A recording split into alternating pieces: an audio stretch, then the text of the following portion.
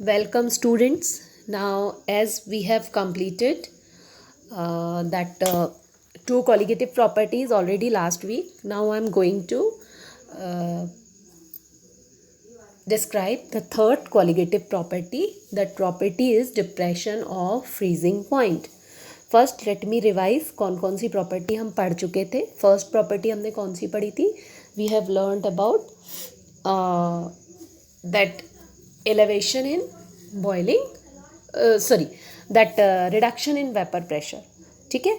And then elevation in boiling point. मैंने आपको क्या बताया था कि reduction in vapor pressure क्यों हो रहा है? क्योंकि एक जो हमारा solute है that is non volatile, so it is not contributing anything towards the vapor pressure. Negligibly it is contributing. तो वेपर प्रेशर में उसका कोई रोल ही नहीं है, तो ऑलरेडी वेपर प्रेशर रिड्यूस हो जाता है उस पर्टिकुलर सोल्यूशन का जिसमें वो नॉन वोलेटाइल सोल्यूट ऐड है. ठीक है. अब next what we will actually what we have learned, हमने क्या पढ़ा? फिर रिडक्शन, जब वेपर प्रेशर लो है इसका मतलब उतने वेपर प्रेशर को एटमॉस्फेरिक प्रेशर तक पहुंचने के लिए बॉइलिंग पॉइंट को एलिवेट करना पड़ेगा, बढ़ाना पड़ेगा. तो वो हमने पढ़ा सेकेंड प्रॉपर्टी. ठीक है. अब थर्ड प्रॉपर्टी है. थर्ड प्रॉपर्टी है डिप्रेशन ऑफ फ्रीजिंग पॉइंट. अब what is depression of freezing point? First we have learned about the lowering of vapour pressure या रिडक्शन ऑफ वेपर प्रेशर, है ना, that I said. Then next, अगर reduction vapour pressure कम हो गया तो naturally हमारा बॉइलिंग पॉइंट बढ़ गया है. लेकिन आप ये देखिए जो फ्रीजिंग पॉइंट होता है, freezing point is actually totally different from the boiling point. Here I am underlining something and I am going to describe it further. ठीक है. अभी I am highlighting it. We know that freezing point of a substance, the solid phase, is in dynamic equilibrium with the liquid phase. जैसे ice की case में होता है ना, ice जो रहता है, आप एक डब्बे में आइस भर के रख दो बहुत सारा, तो वो धीरे धीरे पानी में कन्वर्ट होगा. तो हमने लास्ट ईयर पढ़े थे इक्विलिब्रियम वाले चैप्टर में कि वो जो आइस का जो सरफेस है, मतलब आइस और वाटर का जो सॉलिड और लिक्विड का जो इंटरफेस है, वहाँ पे एक इक्विलिब्रियम की कंडीशन सेट होती है. तो वहाँ पे क्या है कि rate of that melting is exactly equal to rate of solidification. वो उस इंटरफेस पे बस होती है छोटी सी रिएक्शन. तो इसको हम बोलते हैं this is actually dynamic equilibrium, means equilibrium of solid phase with liquid phase. ठीक है. अब हम देखेंगे the freezing point of a substance may be defined as the temperature at which the vapor pressure of the substance in its liquid phase is equal to vapor pressure in its solid phase. मतलब freezing point क्या है? Freezing point वो है जिस पे किसी भी substance का जो वेपर फेज है, वेपर प्रेशर है जो सॉलिड फेज का, it becomes exactly equal to the vapour pressure of the liquid phase. ठीक है. ये फ्रीजिंग पॉइंट होता है. अब हमने राउल्ट्स लॉ में पढ़ा, we have learn in Raoult's law कि when a non volatile solid is added to the solvent its vapour pressure decreases and now it would become equal to that of solid solvent at lower temperature. तो vapour pressure तो already reduce है हमारा solution का, लेकिन वो vapour pressure कितना हो गया है? Actually that vapour pressure is equal to that of solid solvent at low temperature. Solid solvent की, मैं सिर्फ सॉल्वेंट की बात करी हूँ. सॉल्वेंट जो लो टेम्परेचर पे उसका वेपर प्रेशर इतना कम हो गया है कि अब वो एक सॉलिड की तरह बिहेव कर रहा है ना. जो लो टेम्परेचर पे सॉलिड कैसे बना? वो जो सॉल्वेंट है solid solvent, but actually at the low temperature. ठीक है. Now here you can see thus the freezing point of the solvent decreases. तो solvent का freezing point भी कम हो गया ना, it is decreasing, है ना, क्योंकि वो solid phase को attain कर रहा है. it is actually attaining the solid state, solid phase. now let us read it further. मैं फिगर 2.8 से समझाती हूँ आपको. यहाँ पे हमने क्या पढ़ा? Depression in freezing point. तो हम यहाँ पे जो ग्रीन लाइन है फर्स्ट, जो इधर साइड आप फर्स्ट देख लो कि जो ग्राफ है that is vapour pressure versus temperature in kelvin. So T1 degree F, it is representing the freezing point of the solution. ठीक है. Pure solvent actually. और इधर पे आप आया जब आपने पीछे जाओगे उस ग्राफ के, है ना, जब फ्रोजन सॉल्वेंट की बात करते हो, तो फ्रोजन सॉल्वेंट क्यों हुआ? क्योंकि डिप्रेशन ऑफ फ्रीजिंग पॉइंट हुआ, क्योंकि वेपर प्रेशर तो ऑलरेडी रिड्यूस हो गया. और ऐसा क्यों हुआ? जब हमने नॉन वोलेटाइल सोल्यूट उसमें ऐड किया है.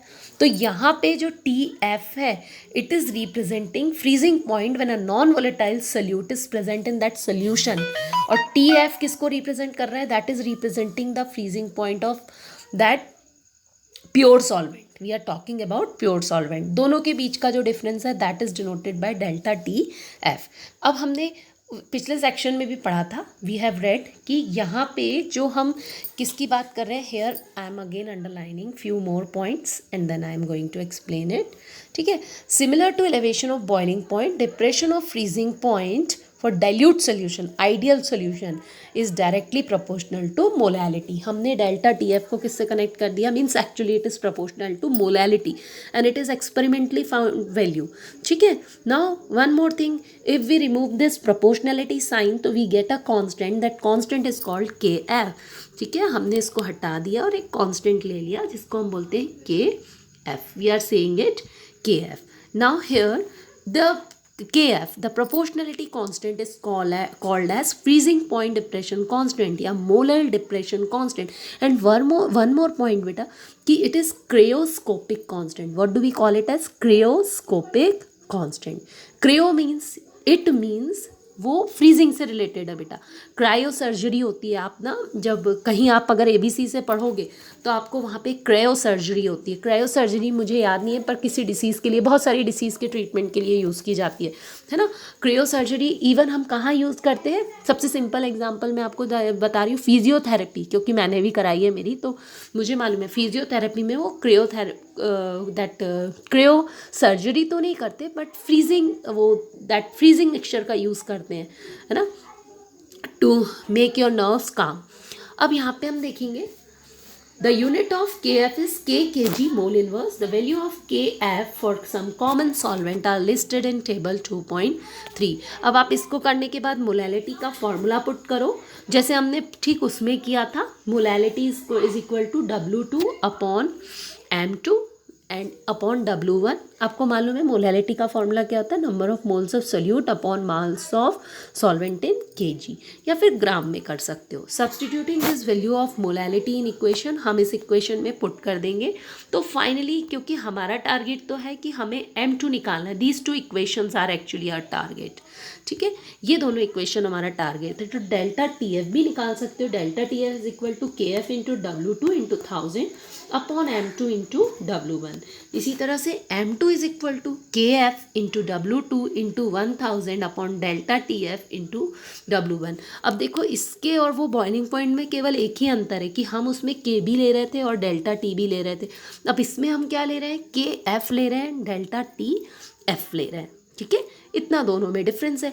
अच्छा, अब क्या होता है, बच्चे पढ़ तो लेते हैं लेकिन उनको ये वाली चीज़ वो छोड़ देते हैं। मैंने अक्सर देखा एनसीईआरटी में ये छोटा सा दिया है। हाँ, जो बिल्कुल डिटेल स्टडी करे हो सकता है वो पढ़ते भी हों, लेकिन मेरा बताने का आपको है कि मुझे कई बार ये हमको एमसीक्यूज़ में ही आ गया, तो फिर हमें बनना चाहिए ना, एमसीक्यूज़ में आ गया या कुछ ऐसे पैराग्राफ बेस्ड क्वेश्चन आने लगे आजकल, उसमें आ गया, तो we should know how to actually means relate this K F, या के एफ की जो वैल्यू है हम उसको कैसे फाइंड कर सकते हैं। ठीक है ना, हम उसको कैसे फाइंड कर सकते हैं, तो यहाँ पे आप देखो बेटा, the value of K F in K B which depends on the nature of solvent can be ascertain from the following relation. K F is equal to R into M1 into T F square upon 1000 into delta heat of change in enthalpy of fusion, या कहना चाहिए enthalpy of fusion.